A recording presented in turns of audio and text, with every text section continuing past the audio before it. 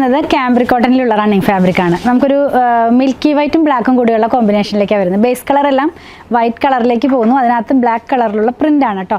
വളരെ സോഫ്റ്റ് ആയിട്ടുള്ള 60s by 60s ആയിട്ടുള്ള കോട്ടൺ ഫാബ്രിക് ആണ്.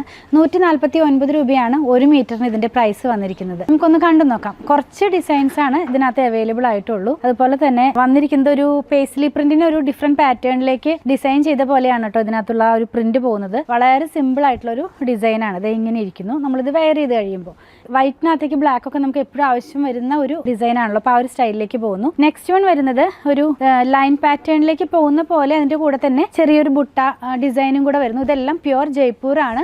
അതുപോലെ തന്നെ സ്ക്രീൻ പ്രിന്റിലുള്ള റണ്ണിങ് ഫാബ്രിക് ആണ് കേട്ടോ. നെക്സ്റ്റ് വൺ കുറച്ചും കൂടെ കിടക്കുന്ന പോലത്തെ ഒരു ഡിസൈൻ ആണ് കേട്ടോ. ഒരു ലീവ്സിന്റെ ഒക്കെ ഫ്ലവർ ഡിസൈൻ തന്നെ ഈ ഒരു പാറ്റേണിലേക്കാണ് വന്നിരിക്കുന്നത്. നെക്സ്റ്റ് വൺ നമുക്ക് എപ്പോഴും കാണുന്ന ഡിസൈൻ അല്ല, ഒരു ലൈൻസ് പോലെ നമ്മൾ വെയർ ചെയ്ത് കഴിയുമ്പോൾ വരും. പക്ഷെ ഇതിനകത്ത് പോകുന്ന ഡിസൈൻ ഒരു ഡിഫറെന്റ് ആയിട്ടുള്ള ഒരു പ്രിന്റ് ആണ്. എപ്പോഴും കാണുന്ന പ്രിന്റ് അല്ല. ഇത് ഇങ്ങനെ ഇരിക്കും കേട്ടോ.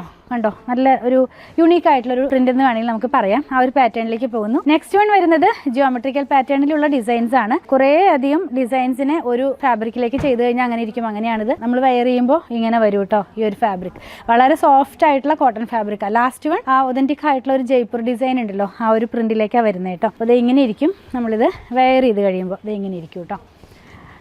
44 ഇഞ്ച് വിട്ടിലാണ് ഫാബ്രിക് വന്നിരിക്കുന്നത്. പർച്ചേസ് ചെയ്യാനായിട്ട് ഇതിൽ കൊടുത്തിട്ടുള്ള നമ്പറുമായി കോൺടാക്ട് ചെയ്താൽ മതി.